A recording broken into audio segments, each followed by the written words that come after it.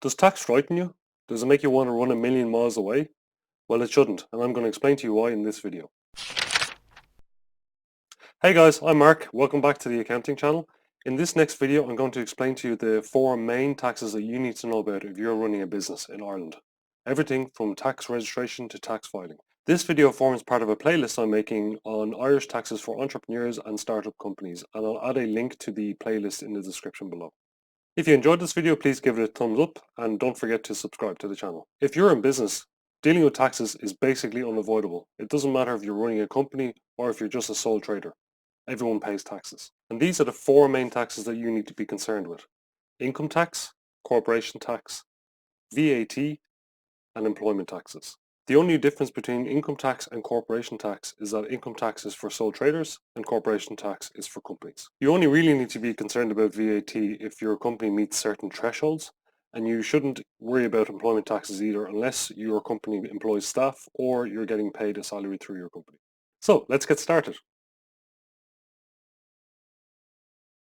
How do you register for taxes? Well, when you incorporate a company, you should get a 6-digit company number, and this enables you to invoice your customers. Around the same time of incorporation, you should register for taxes, and you should do this using Revenue Online Services, which you can access on the internet at ros.ie. If you're a sole trader, you won't need to deal with the company's registration office, unless of course you are looking to get your own business name, but you will still need to register yourself with Revenue Online Services, and you can do this using your own personal PPS number.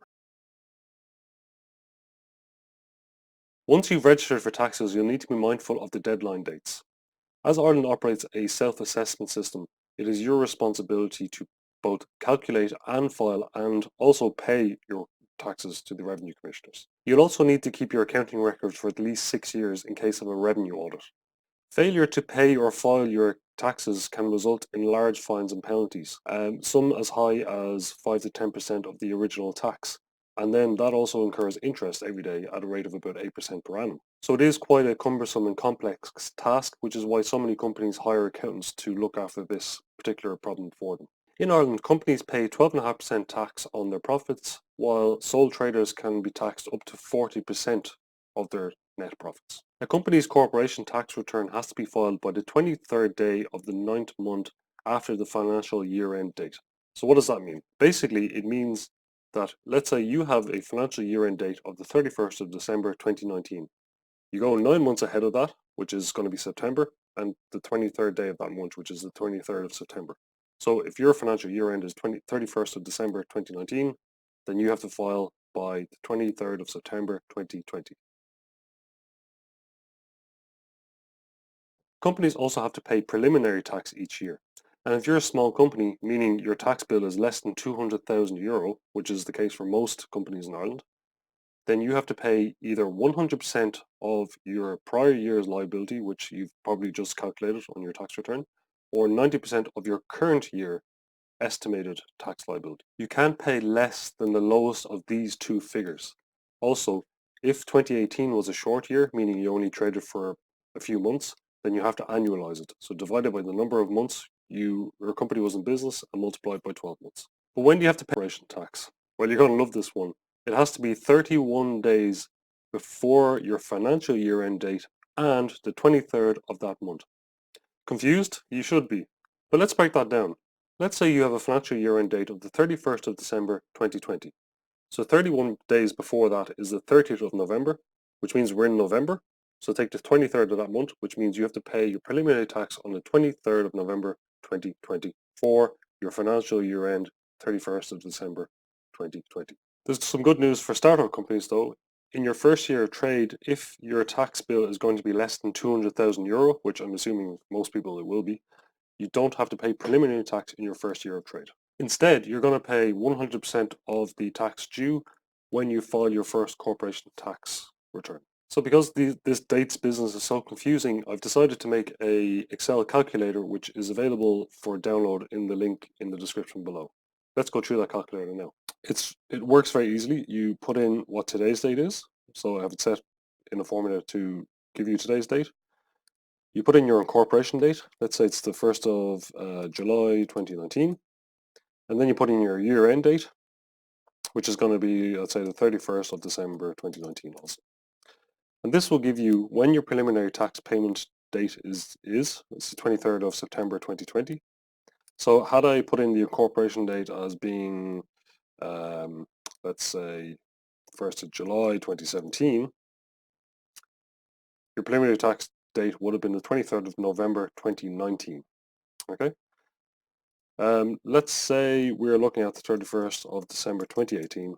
You'll see that both of these dates have passed and you're late if you haven't filed or if you haven't paid your tax.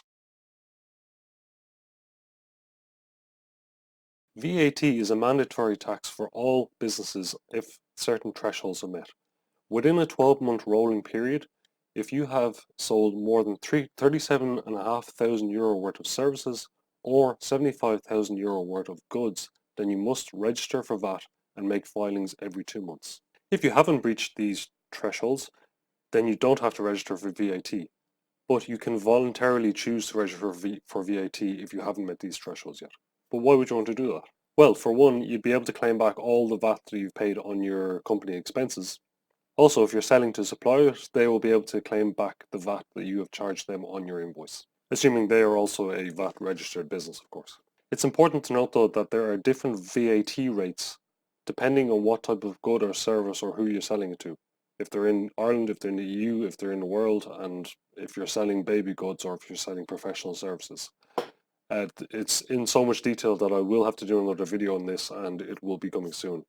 Stay tuned for more. But in general, VAT returns are done every 2 months for every 2-month period, and they have to be filed within 19 days of the last day of that 2-month period. The form you have to file is called a VAT-3 form. Basically, you put in all the VAT that you made on your sales, and you put in all of the VAT that you purchased on all of your expenses. The difference between the two will either be refunded to you if your expenses were more than your sales, or you have to pay the difference to the revenue commissioners if your sales were more than your expenses. Very important, you'll need to register for PAYE before you make your first hire. Now you can get your accountant to do this or you can do it yourself on Revenue Online Services, that's ros.ie. Be careful though, if you're doing payroll yourself, you will need Payroll software which uses Revenue Commissioner's Payroll Modernization Scheme. As an employer, you are required by law to collect your employees' taxes on the government's behalf and pay it every month or every quarter. Please check out our payroll video in the description below for more information on employment taxes. And that's it for this episode of the Accounting Channel. I hope you enjoyed it and found it somewhat useful. If you need help with your taxes, I'll leave a link in the description below on how you can contact us, or you can visit firstaccounts.ie for more information. If you have anything useful to add, or if you have any questions you want to ask, leave a comment down below and I'll try and get back to you. As always, if you enjoyed this video, please give it a thumbs up and don't forget to subscribe to the channel for more great videos.